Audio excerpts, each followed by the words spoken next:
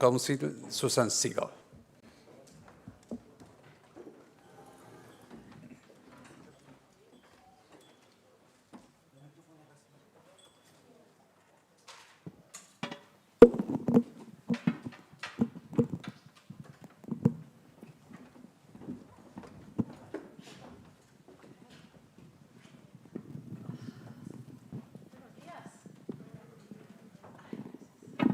Buenos días a todos.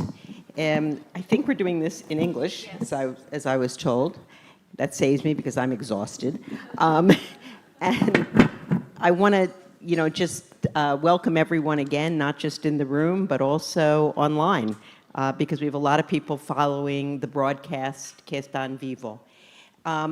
This is a continuation of our conversation last year, minus the Minister of Foreign Affairs. Yes. And so I have this great honor to share the podium with the United States Ambassador to Chile. And as I said, it's been almost a year since our conversation. Refresh us on what's happened in our bilateral relation over the last year, please. Well, first of all, good morning. It's been a long day already, excuse me. Thank you for having me, Susan. It's always a pleasure to be here with the Council of the Americas. I assumed that you were going to ask me this question, and so I actually printed out some reminders. Because often when I answer this question, it can feel like a laundry list. But because it speaks to the depth and breadth of the relationship, I like to bring as many data points and examples into this as I can. Everyone here by now is no doubt familiar with the logo and the lema Socios para un futuro mejor. We celebrated the 200th anniversary of official relations last year. I continue celebrating that. I don't think I'm ever going to stop celebrating it because there is so much value in remembering how much we have accomplished together. So I'd like to touch on a couple of the important sectors and key accomplishments, if I may. Last November, we welcomed to the White House Oval Office President Boric, where he and President Biden were set to have, I think, 30 minutes and went well over an hour because of the robust nature of the bilateral relationship, the leading role that Chile plays in the affairs of the region. So that was certainly a highlight. President Boric had traveled to Washington at that point in time to participate in the inaugural summit for the Americas Partnership for Economic Prosperity, APEP. Chile has agreed to take on a leadership role of two work streams, the first being space and civilian use of space. The second, co-led with Uruguay, is a work stream on development of clean hydrogen and how we use that to power economies and a cleaner future. Secretary Granholm, the U.S. Secretary of Energy, and Minister Pardo met in the United States last year to sign an MOU that I think received some press, but not a lot of press, and I think it was incredibly important what they agreed to do. This was focused on increasing technical assistance and information exchanges in areas like decarbonization, grid modernization, and again, development of green hydrogen. We had another important anniversary last year, the 50th anniversary or the 50th commemoration of the coup in Chile. And given the role of the United States in Chile in the late 60s, the early 70s, and in the broader region, it was really important to me as the ambassador here to make sure that we played an active role in those commemorations. Because how can we celebrate all of our accomplishments and our opportunities if we don't acknowledge the challenges that we've had as part of that relationship? So as part of that commemoration, President Biden took the decision to send Special Presidential Advisor for the Americas, Chris Dodd, to lead the U.S. delegation. We took steps to declassify 2 presidential daily briefs, which for anyone who has worked anywhere near U.S. national security, you know that this can be a process that can take decades. But we were able to get it done in less than a year because it was something that mattered to Chile in this particular moment. On the 35th anniversary of the no plebiscite, we took the unusual step of naming the U.S. Ambassador's residence. Many ambassadorial residences around the world don't have a formal name, but the Secretary of State personally approved the naming of my residence here as the Barnes House in honor of Harry Barnes, who was the U.S. Ambassador here from 1985 to 1988, in recognition and as a statement of where the U.S. stands on questions of human rights and democracy. So that name will live on in perpetuity. We welcomed last week and the week before for 2 weeks the USS George Washington. This is a Nimitz-class nuclear-powered aircraft carrier. The first time since 2015 that the United States has had an aircraft carrier in South America, and she made port calls in only 3 countries, Brazil, Chile, and Peru. And she made 2 port calls in only 1 country, and that was in Chile. She docked in Punta Arenas, she docked in Valparaiso, we had some weather issues, and she did joint exercises up in Iquique. That was another demonstration of the importance of the military-to-military relationship that we have. FIDI. In FIDI, we had more than 150 DoD personnel, more than 80 U.S. companies, more than 5 U.S. states represented in FIDI as another demonstration of the importance of the commercial and the military relationship. All 3 Chilean service chiefs have visited the United States in the past 8 months to meet with their counterparts and participate in strategic discussions about the military relationship. We have carried out multiple joint, bilateral, and regional military engagements and activities over the past 24 months. Security. This is an area where we spend a lot of time talking with our Chilean counterparts. We have partnerships on everything from E-Trace, which is an agreement with the ATF, alcohol, tobacco, firearms, and explosive in the United States, where Chilean law enforcement is one of the few countries in the world that has access to our databases to allow the Carabineros, the PDI, and the Fiscalía here to trace the origin of any firearm used in commission of a violent crime, to see whether its origin was initially from the United States and what path that weapon took to get to Chile. We have members of the Carabineros and the PDI who are embedded in our FBI field schools, in regional initiatives based out of Colombia and in other areas to try and tackle what we know are criminal activities that cannot be handled by one country alone. And these are the same threats and challenges that face the United States. These are transnational criminal organizations like Tren de Aragua. These are narco-trafficking cartels from Colombia, from Mexico, gangs that come from Brazil, and no country has the ability to combat these threats alone. So we have a very robust security relationship. Humanitarian assistance. During the wildfires earlier this year, the United States provided almost $2 million in humanitarian assistance to Chile. And this was not just assistance to combat fires, it was to assist in arson investigations and the investigation of how fires begin, and it was humanitarian assistance to help those who needed assistance after the fires. We also provided a large donation related to volcano monitoring. And when I was down in Araucanía to make this donation, I had a reporter ask me, but why does Chile need help? Chile is a wealthy country. Why would you need to give this equipment? And I said, you're framing the context of the question wrong. It's not that Chile can't afford to buy volcano equipment or firefighting equipment. It's because we're friends and partners. And it's not a gift of charity, it's an exchange. We exchange knowledge, we exchange expertise, we exchange trainings. And this is what partners do, right? So it's not just a charity, it's part of something that we benefit from as well. We work together on migration.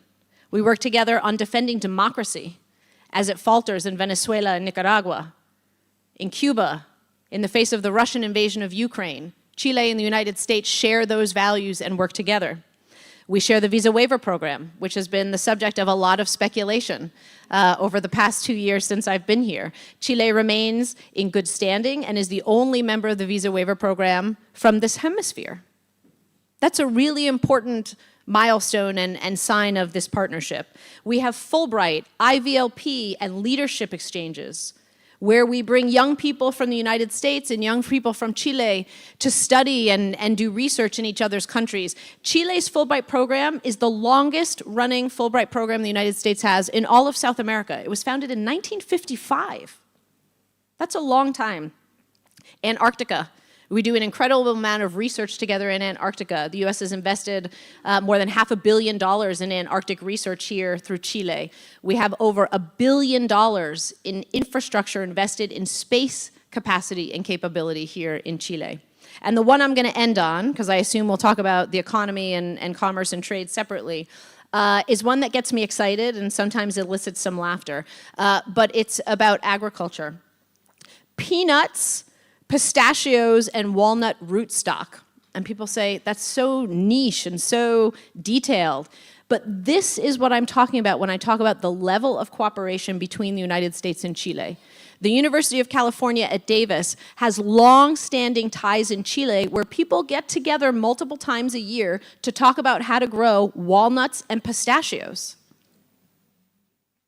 Think about the level of detail that we're getting down to. And I often challenge people and I say, if you think of any topic in the world right now, no matter how granular it is, there is someone partnered in the United States with someone in Chile working on that topic, from government, from nonprofit organizations, from education, academia, any topic that you could name, I guarantee you that there is some collaboration and cooperation. So it's a very long answer to the question, but I think it gives us a sense of really how broad and deep this 200-year relationship has grown to be. What an amazing list of relationship. What an amazing list. It's a lot. And what a relationship. It's really a lot. I don't know how you keep your hands in all of it, but it's amazing. I assume General Richardson was here for some of the events as well. General Richardson was here, Secretary of the Navy, Del Toro was here as well. And I think it's important, Susan, to mention, this doesn't mean that this is a relationship without challenges or differences, right? Like any partnership, there are challenges day to day, and there are strategic differences sometimes in how we approach challenges in the region and around the world.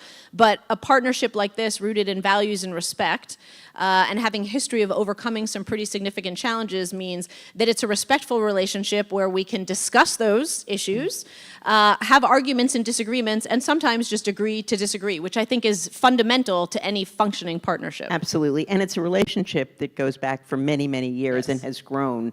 And I can see it continuing to grow. So congratulations. Thank you. So let's talk about economics. What do you think are the most notable economic and trade achievements between the U.S. and Chile besides pistachio nuts? Pistachio and walnut rootstock. So I think there have been a number of really important milestones over the past year. We celebrated 20 years of the free trade agreement. Since the free trade agreement was signed, bilateral trade has more than quintupled in 20 years. That's a pretty staggering statistic. Last year, we entered into force the bilateral tax treaty. This was languishing in the U.S. Senate for more than 10 years. But we got it across the finish line. It is only the second bilateral tax treaty that the United States has with a South American country, and it is the first bilateral tax treaty that we have ratified in more than 10 years, and it was with Chile. Chile was the recipient of that, which again speaks to the relationship. We had the visit of Treasury Secretary Janet Yellen, which in and of itself is not a deliverable, but she picked one country in South America to visit for bilateral purposes, and that country was Chile. And she stayed here for 3 nights, which any embassy will tell you is a really long time to have a cabinet official in country. And she wasn't just in Santiago. She traveled with Minister Marcel up to Antofagasta, right, to get outside of the capital, to understand what's happening, to discuss critical minerals, the green energy transition. So that in of itself will lead to more deliverables down the line. We've done a lot in terms of sustainable development of critical minerals. We have copper representatives here. We've done a lot on lithium. We hosted something called a direct line, which is a program that the Department of State runs for individual countries on specific topics of investment interest to American companies or U.S. companies. The direct line that we hosted related to the announcement of the new national lithium strategy generated more participants than any direct line in the history of the U.S. State Department from any country on any topic. And again, the focus was Chile and opportunities that we have here. So I think there's been no shortage of accomplishments, and I am very bullish on the investment climate here. I think with the passage of the bilateral tax treaty and all of these new opportunities that we're going to see an increase in the bilateral trade. This week I will travel to Washington. I will lead the largest delegation that Chile has ever had. Paula will be with me from AmCham to the Select USA Summit, which is an opportunity not just to focus on U.S. investment here in Chile, but to bring Chilean companies up to the United States and work directly with them to figure out how they can start or grow and expand their business across 50 states and U.S. territories. The U.S. right now is Chile's #2 trading partner, as we know, but one of the top sources of foreign direct investment. And the U.S. is the #1 destination for Chilean female-owned businesses and pymes. So the opportunities are limitless. We've had some great successes, and I look forward to hopefully having more good news in the future about some key economic deliverables that we've been working on with Chile. That would be amazing. So there's a lot of debate about Chile and other countries. Chile, there are a lot of countries that look at Chile. They border the Pacific. Not just Asian countries, European countries. Massimo Pacheco was just here telling us about how he was in Europe soliciting investment in the mining sector. Obviously, there's a lot of discussion about China and their role and the fact that they would like to expand their investment in Chile. When you're talking to potential investors, how do you differentiate the United States from other countries? How do you convince Chilean companies or the Chilean public sector, as they're thinking about public-private sector partnerships, how do you convince them that the United States and U.S. companies are the place where they should make their bets? So it depends whether it's a public conversation or a private conversation. But I try to be very direct. Look, one of the pride and joys that I have in my job is being able to promote U.S. businesses. And why? Because it's not just about commerce and investment. Right? When you're investing with U.S. companies, there are myriad benefits that extend way beyond the commercial and the trade relationship. U.S. companies bring quality products, yes, but they bring long-term relationships. They invest in the communities that they're a part of.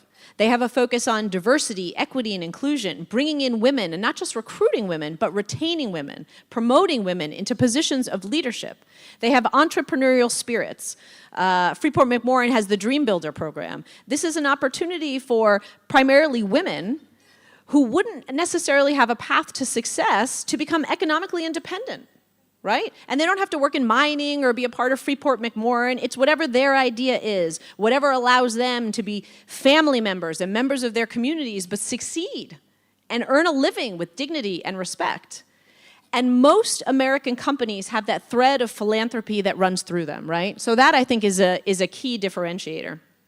The elephant in the room, of course, is you skirted around it in a very diplomatic way, but is the question of the PRC, of China. And I am often asked this question in response to comments of whether the U.S. is forcing or pressuring Chile to choose between the U.S. and China. And it's a false construct, and I reject it for a number of reasons. The first is the United States does $700 billion in bilateral trade with China every single year. So the idea that we would ask anyone to stop engaging with China is just a fallacy, right? The world and the global economy would not work if China was not a part of it, right? Now, that doesn't mean that there aren't differentiators. We don't ask anyone not to engage with China. We encourage Chinese engagement and development. But there are key differentiators. When we engage with China, we have very strategic lens on the shape and the direction of that relationship. We diversify our assets and our investment partners. Everyone coming out of COVID-19 should want to diversify their supply chains and their investment partners. You want to diversify not only because it's good economic sense, but because it lessens the pressure on you that sometimes takes away your ability to make decisions and take actions in areas completely unrelated to trade, commerce, and investment, right?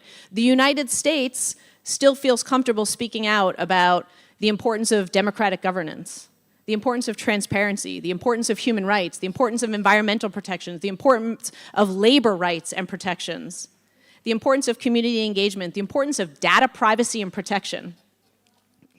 If you, as a country, feel that you can't speak out on those issues because of economic pressure, then that's a question you have to ask yourself, right? About whether you have enough diversification in your investments, your commerce, and your trade, right? when it is starting to affect decisions or actions unrelated to that commercial transaction. The United States welcomes foreign direct investment, but we have an investment screening mechanism. And people often say, well, that's a counter PRC measure, but it's not true. If you look at our CFIUS process, some of the countries that take the longest to get through are Canadian or European countries. It's just a smart way to protect critical infrastructure. It's not a bulwark against any specific country or welcoming to any other country in return. And the last thing I will say, if I'm going to be really direct, is, for me, the emphasis is on what U.S. businesses bring to the table. And I let other countries handle their own business however they want. We can all read the newspapers and see $100 million investments in vaccine distribution and manufacturing plants that don't necessarily materialize. $280 million investments in cathode lithium battery development plants in the north of the country that don't necessarily materialize, right? So you look for the quality, you look for the confidence, you look for the relationship, and you never want to be in a relationship where you're being coerced or pressured to make political or economic decisions that are not in your sovereign interest. And that's for Chile to decide, right? Ultimately, not for us. Absolutely. In your last comment, you said something which I think is absolutely right and very intriguing, that you're going up to the States not only to talk about investment in Chile, but also to talk about investment in the United States by Chilean companies. And I think a relationship, as you've mentioned as well, is always two ways. And so if Chilean companies invest in the United States, it also encourages more investment in Chile. So I was wondering if you might, and I know that Chile deals with a number of states, so Chile doesn't just have a direct relationship with the federal government, but it has great relationships with a number of state governments. And so I thought it might be interesting to have you comment on that. Yeah, you're absolutely right. One of the benefits of the 50 states is that they're all incredibly diverse and offer different market opportunities. And this morning I hosted a group of 20 individuals from Chilean companies who will travel up for the Select USA Summit. And one of the things we asked them when they were introducing themselves is, what states are you looking to target for your investments to either begin or grow your business? And the diversity and the diversification among where they were looking to target and why was truly astounding. And that's why we try to host summits like this, to offer opportunities to come up and say, the U.S. is a big place. It can be expensive and time-consuming to travel around. Come to this area where we have everyone in the same place. And it's sort of like speed dating, but for the economy, trade, and investment. And I think, again, it speaks to the partnership nature of this relationship. It is not a one-way street. It would not be a successful relationship if one partner benefited more than the other. It has to be equal opportunity. And it definitely goes to the depth and breadth of the relationship. It absolutely does. So I would be really remiss even if I didn't go over for 1 minute and talk about female leadership. Okay. And how do you see female leadership, mostly in the private sector, in Chile? I'm blown away, for example, that Claudia will be the next president of Mexico, that Mexico is having a female president before the United States and Canada is quite distressing. And so, there are a number of women in the public sector. There's a lot of parity in the public sector for women here. But Latin America lags in the private sector, and I was just wondering if we could have your perspective. I have a lot to say on this. But one thing I would do is I would respectfully and gently push back and ask, have you asked this question of any of the other people here today, the men? Maximo Pacheco, what they think of female leadership? I did not interview Minister Marcel last night. Why do we only ask female leaders how we balance work and life? Right? I agree with that. Why do we only ask, why am I always asked about what it's like to have a young child? Not that I don't like to talk about my young child, but nobody ever asked the men, right? And I think that construct is part of the problem and the issue. Chile takes a leading role in this area. You've had a female president twice. You have a female minister of defense. I often feel somewhat awkward when I'm being asked as a representative of the United States because we lag behind, is the honest answer, right? And it's sad that in 2024, I am the second U.S. Ambassador in more than 200 years of relations with Chile. I'm the second female American ambassador. And that we're celebrating Claudia Sheinbaum's victory, as we should, but we shouldn't have to. I agree with that Right? 100%. We shouldn't have to. And in the she United does States, too, by the way. Yeah, in the United States, we have a presidential election this year, and here's a spoiler: it will not be a woman. That's all I'll say about a U.S. domestic election.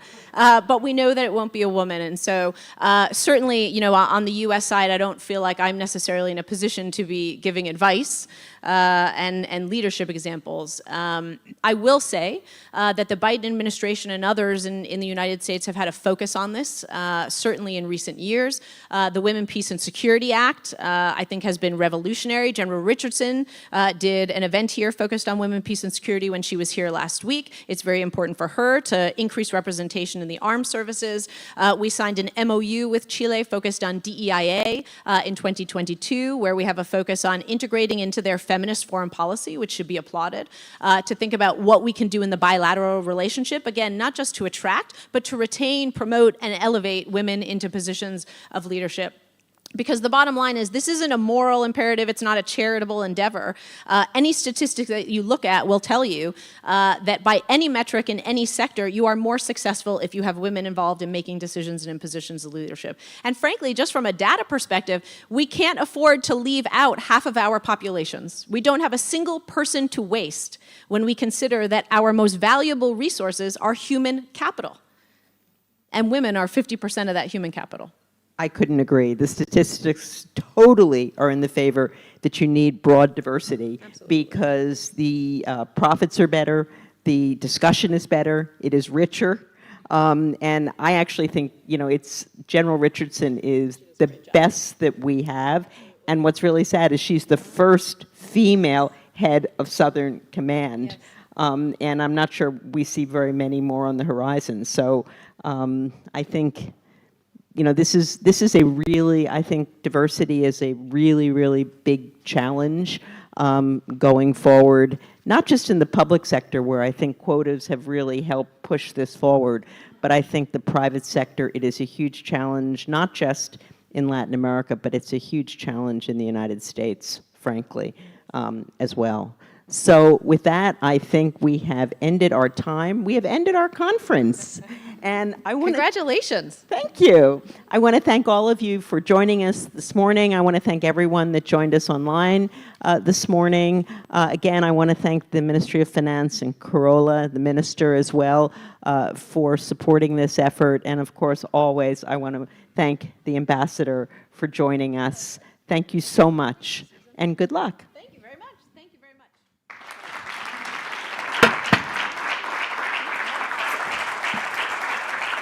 Muchas gracias también, Susan, señora embajadora, y a todos ustedes por haber estado junto a nosotros. Recordar que las presentaciones también están en la página web del Council, y agradecemos, por cierto, también a quienes han hecho posible este evento: Amazon Web Service, a JP Morgan, a los patrocinadores corporativos, a U.S Andes, Freeport McMoRan, Prime Energía, a nuestros media partners en Bloomberg en línea, El Mostrador, El País, y por cierto también a FedEx Express por su apoyo como patrocinador de nuestro Coffee Break. Muchísimas gracias, que tengan una excelente tarde.